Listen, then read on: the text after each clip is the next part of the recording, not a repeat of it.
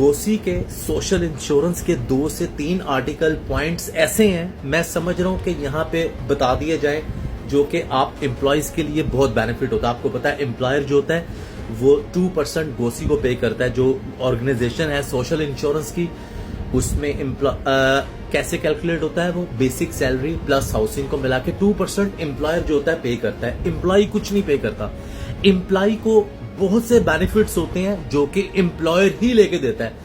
अल्लाह ना करे ऐसी कंडीशन बन जाती है कि कोई इंजर्ड हो गया, डिसेबिलिटी हो गई है, पार्शली होती है डिसेबिलिटी, ये भी एक लॉन्ग टर्म में जाती है, एक परमानेंट होती है या डेथ हो गई है। ये 3 आर्टिकल 3 ही पॉइंट्स में डिस्कस करने आया हूं यहाँ पे।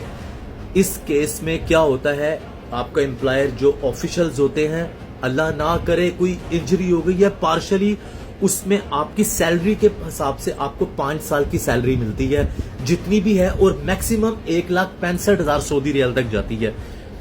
परमानेंट डिसेबिलिटी केस में हो गया है, परमानेंट में मैक्सिमम 3,30,000 तक मिलते हैं, या उसमें होता है 7 साल की सैलरी होती है परमानेंट में।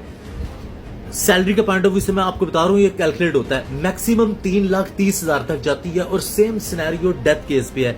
किसी भी एम्प्लॉय की ड्यूरिंग द वर्क कोई ऐसा अल्लाह ना करे कोई मौत हो गई है या कुछ हो गया, ऐसे हजारों केसेस देखने को आते हैं। मैं हमेशा कहता होता हूं कि एहतियात से काम किया करें, जो कि आपका बहुत अहमियत का हामिल है। ये 3 कंडीशंस हैं, आपके एम्प्लॉयर ही आपको दिलवाता है। ये एक दूसरे के ऐसा कभी कोई ऐसा इंसिडेंट हो जाए तो एक दूसरे की मदद किया करें। ये मैंने आज अपना फर्ज जो है वो पूरा कर दिया है। Please take care, love you all. 3 conditions मैंने बताई हैं, एक पार्शियली डिसेबिलिटी, परमानेंट डिसेबिलिटी और डेथ केस में 3 डिफरेंट सिनेरियो। 5 ईयर की सैलरी और 7 ईयर की सैलरी, और मैक्सिमम अमाउंट भी मैंने बता दी है। Please take care, love you all.